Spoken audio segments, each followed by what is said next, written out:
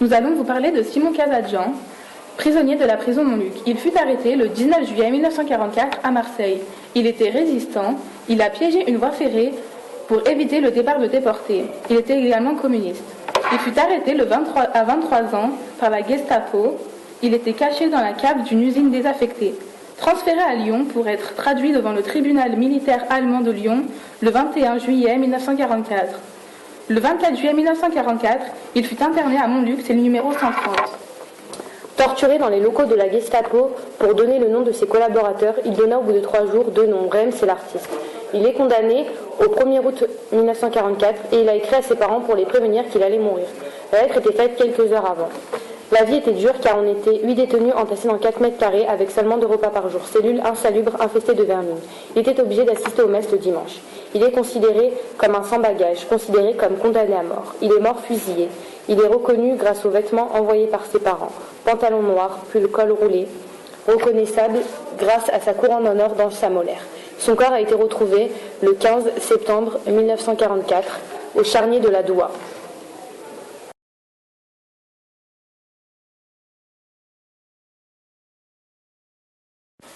Paul-Amédée Grenier, né le 21 octobre 1923. À la déclaration de guerre, Paul-Amédée est élève de maths LM au lycée du Parc, puis étudiant en licence de faculté de droit de Lyon.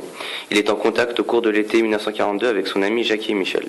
Il assure l'actualité des journaux pour informer les habitants du quartier. Au cours de l'été 1943, il intègre et devient un agent de liaison du mouvement franc-tireur. Dès lors, cet été, il prépare avec sa commanderie une bombe au phosphore, dedans, et enfin une bombe incendiaire dessous le camion déjà préparé.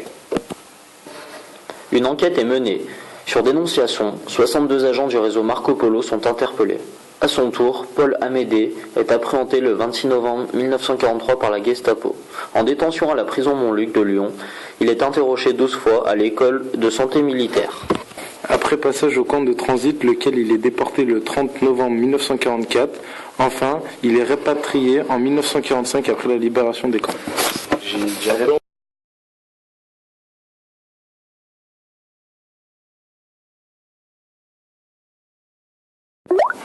Claudia Lévy, née le 2 novembre 1923, est directrice d'une banque.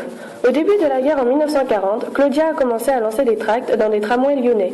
Ne sentant pas de danger, elle alla plus loin en assurant la transmission de renseignements à son réseau. En août 1943, elle prit le risque de fournir des armes, de l'habillement et les papiers nécessaires à André Devigny après son évasion réussie de la prison Montluc. Elle fut arrêtée le 6 novembre 1943 par la Gestapo allemande, puis internée à la prison Montluc de Lyon. Elle resta 4 mois emprisonnée et jugée au tribunal militaire allemand le 8 mars 1944. Elle fut condamnée à mort et doit être exécutée le 11 mars 1944. On lui laissa écrire une dernière lettre pour ses proches et eut le droit de se confesser une dernière fois. Après de nombreuses lettres de ses parents, son corps fut retrouvé et identifié en novembre 1946.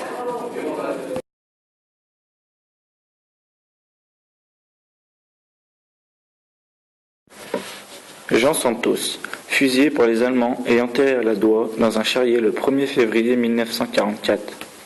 Il est alors condamné à mort le 15 janvier 1944. C'était un résistant qui pratiquait des activités terroristes. Il fit une tentative de meurtre sur les officiers allemands. Il est mort jeune, à l'âge de 23 ans. Capturé place Bellecour alors qu'il tentait d'assassiner un officier allemand, il fut incarcéré le 28 décembre 1943 à la prison de Montluc, dans la cellule 124. Il était dans une cellule pour une personne à la base, et il se retrouva à 8, entouré de cafards et de punaises.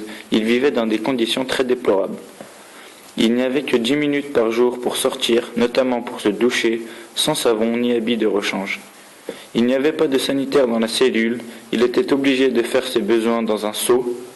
La prison était entourée de barbelés, il était donc très difficile de s'y échapper. De plus, les surveillants étaient très présents et très nombreux.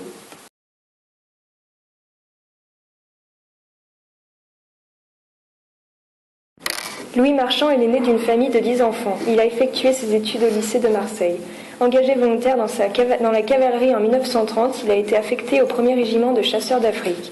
Après une période militaire, il a été professeur d'histoire à la mission laïque française du lycée du Caire, puis directeur d'une compagnie de produits chimiques à Marseille. De retour d'une mission à Bordeaux, il est interpellé en 1943 par la Gestapo dans son appartement lyonnais. Fortement torturé car il connaît le nom d'environ 200 agents, il est interné à la prison Montluc de Lyon. En compagnie d'un détenu de sa cellule, il tente de s'échapper. Il escalade les toitures qui surplombent le chemin de ronde de la prison. Alors qu'il a déjà franchi l'un des murs, Louis Marchand doit le redescendre pour venir en aide de son camarade. À ce moment-là, il est aperçu par la sentinelle. Mortellement atteint par des rafales de mitraillettes, il agonise dans la neige le 15 décembre 1943.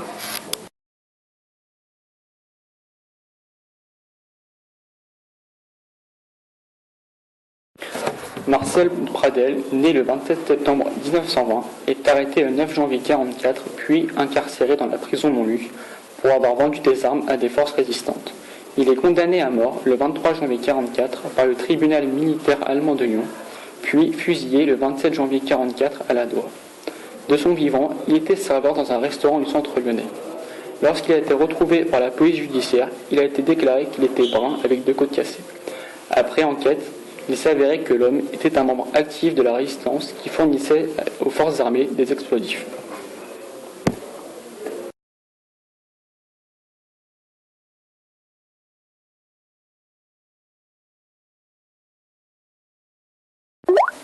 Jean Pérez, né le 11 mars 1911, communiste, alias Germain, profession armée secrète, maîtrise de la langue russe et allemand, il intègre l'armée en 1935. Il a été employé dans le service secret. Puis, par la capitulation française, il s'est mis du côté des opposants en entrant dans le rang des francs-tireurs en 1942. Après un certain temps, la dizaine d'actes qualifiés terroristes réalisés par son mouvement et ses unités contre l'armée allemande, la Gestapo s'installe à Montluc en 1942. Jean Pérez fut capturé au début juin 1944. Il a subi rapidement un procès en mi-juin, puis exécuté le 25 juin 1944, le début de l'évacuation de la prison. Son corps fut retrouvé en 1947, après la demande de sa famille, auprès d'identité judiciaire en 1945.